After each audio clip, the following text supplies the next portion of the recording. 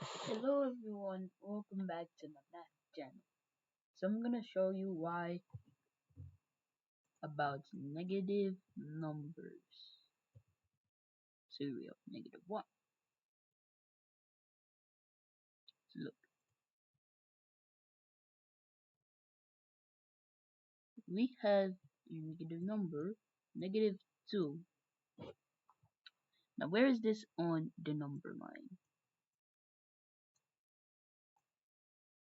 Sorry about the sloppiness. We're gonna go up to 10. And right here in the middle, we will have 0. So we're gonna have -1, -2, and we're gonna have 1, 2, 3. Can't draw 3, 4, 5, 6, 7, 8, 9.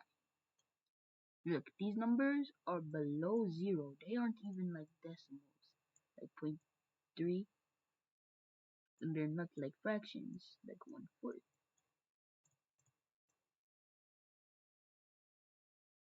So, what is a negative number? That is the question we need to know. So let's think of it like this. A man walks up to a business and he says, "Hey, I want to buy your business." And this is the guy who owns the business, and then this is the guy who's trying to buy the business.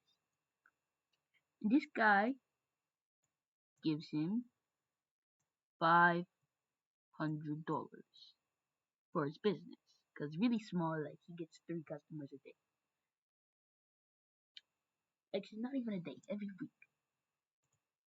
So look, now this guy has no business, but he has $500, and he's very happy.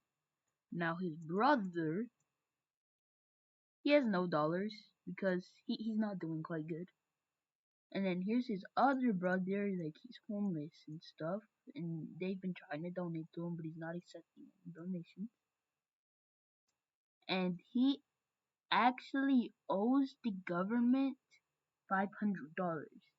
So how would we write how much money these guys have? So we know that this guy has gained $500 in the past month. This guy doesn't has gotten any money in the past month, and this guy has actually lost $500 in the past month.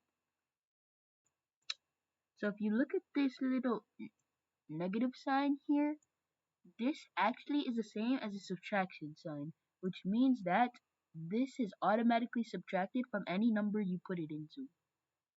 Let me show you. So let's do a problem like this. 557, and in parentheses we'll have 93. Now what this means is this whole problem, this is 557 is automatically subtracting this 93 as it has the negative or subtraction sign. So this same problem is equivalent to this.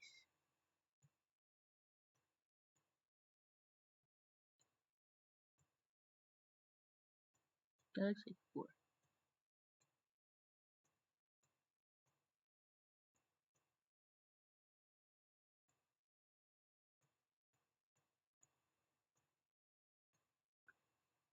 So let's solve this.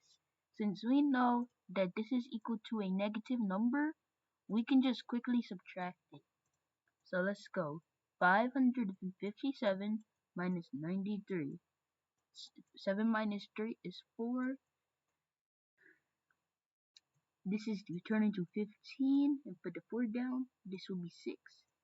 And this will be 4. Check your work. This equals 7. This equals 15. Carry the 1. This is 5. It is correct. So, we just did 557 to negative 93, which got us 464. Now, let's try and add and compare to negative numbers.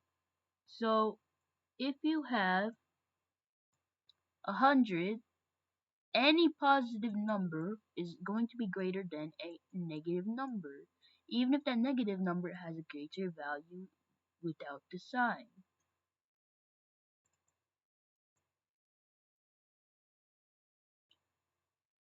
Any negative number is smaller than any positive number because of the commutative principality. Now, how do we compare negative numbers? You may ask. Well, it's actually quite easy. So you may think that negative 70 is more than negative 40. This would be right if 40 was a positive and this was a positive, but it's not. Negative 40 is actually comes before. So here, we're going to end at 0 and we're going to go to negative 100. And we're going to count by tens. Negative 90, negative 80, negative 70,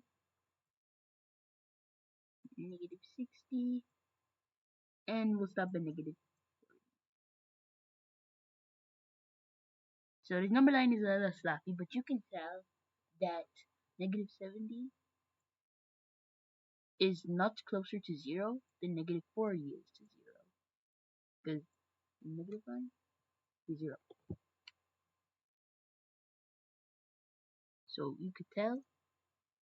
Now all you gotta do is actually look for the value that is less when you are comparing negatives. So let's see here. 58, comparing sign, to negative 12. Which of these is bigger? Negative 12, because you are looking for the less value. Why are negatives that are smaller with the value bigger than negatives that are huger with the value? It's simple. Think of it like this. So our guy is back, the homeless guy, and he owes 500 to the bank. Would you rather have to pay the government $500, or would you rather be like the guy who he just bought a soda can and he put it on his tab, so he owns $5 to the government now because he bought it from somewhere. I don't know. I don't know what store would give it to the government for sure. So would you rather owe $5 to the bank, or would you rather owe $500 to the bank? Simple question. You'd rather owe $5 to the bank because the bank would be begging for that 500. They could use that. For that $5, they'll probably get off of you like that in a real world situation. But either way, if you pay your money back, you would rather want to pay $5 back.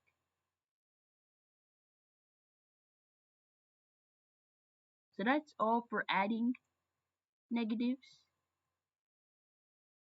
subtracting negatives, and comparing negatives.